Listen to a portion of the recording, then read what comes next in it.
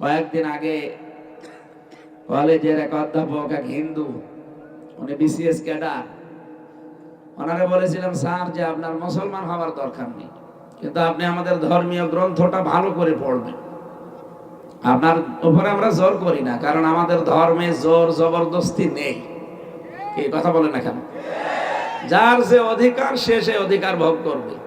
ধর্মীয় ব্যাপারে কোনো বাড়াবাড়ি আছে? লা ইকরাহা ফিদ্দিন। ধর্মের ব্যাপারে কোনো চাপাচাপিও নেই।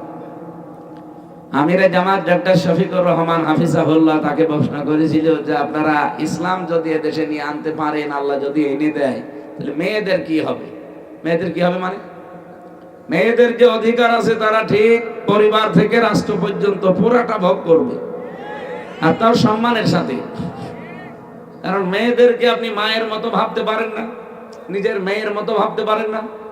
শুধু দেখলে শুধু প্রেমিকা মনে হয় না।